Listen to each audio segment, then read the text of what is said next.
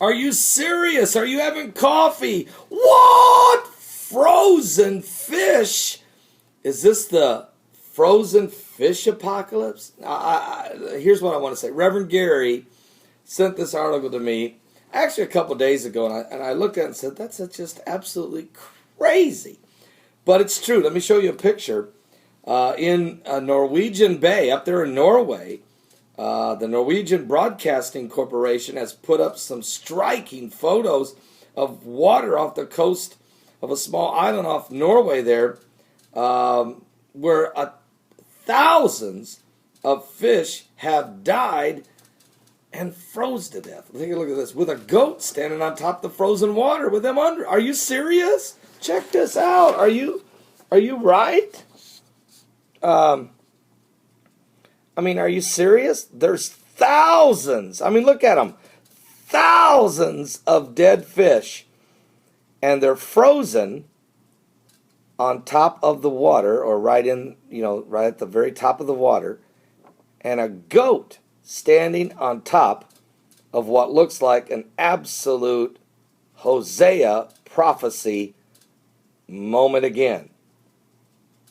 A Hosea prophecy situation. So apparently all these fish come into the shore and died and were frozen. And the goats walking on top of upon this frozen lake with the fish. Unbelievable. Now, while everyone in the United States was moaning and groaning last week about the insufferability of cold temperatures, other parts of the world were intensely frigid too. Take the small Norwegian island there of Loveland, where thousands of fish were essentially flash frozen. Is this a Frostapocalypse in a bay? It got 18 degrees. It was only 18 degrees. It's not like, because I've had people say, well, Paul, it's because it was so bitter cold. You need to understand, this is not the Hosea prophecy. Come on. It was just so bitter cold. It was only 18 degrees. See, I don't think the cold water, these fish can deal with that. They've dealt with it. They're in Norway. Are you serious? We're talking Norway. But I think what happens is the fish come all rushing to the shore, and they died, and then, of course, and were frozen. Anyway, let's see what the scientists think. I can tell you from a biblical standpoint, I can go quote Hosea chapter 4, verses 1, 2, and 3, or I can even go into Zephaniah and quote what Zephaniah said would happen, which is basically the same thing. The birds, the fish, and the beasts of the field, but he even says, and people too. Zephaniah chapter 1, verse 2.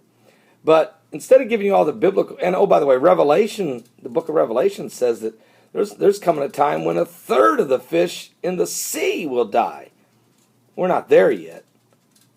But the apocalyptic plagues are definitely taking place around the globe, and they were prophesied in the Bible. Now, scientists are saying since only the top layer of the lakes and ponds and other large bodies of water typically freeze, fish and other sea creatures are usually able to survive winters by swimming beneath the icy surface.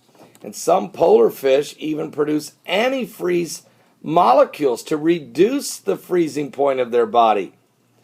But these fish here weren't so lucky because they died. And their bodies are frozen in the sea. Is something biblical going on here with the signs of the second coming of Christ? Are you saved? You're going to see great signs. The Bible says you're going to see great signs in the heavens and on the earth. So don't get shocked by this kind of stuff. It's going to even get more and more bizarre as the apocalyptic signs of his coming are upon us. I'm Pastor Paul Begley. Give your life to Jesus Christ. I'll be right back with some more powerful information. Don't forget, Joe and Doug Hagman are my guests today on this January 17th, 2014 from 12 noon to 3 p.m. Eastern at www.paulbegleyprophecy.com. That's www.paulbegleyprophecy.com. We're going to talk about the New World Order. We're going to talk about the Illuminati. We're going to talk about the chemical spill in West Virginia, FEMA Region 3, nuclear spill in South Carolina, Department of Homeland Security, and all their guns, NSA linking, and everything else that's going on as it relates to the rise of the beast.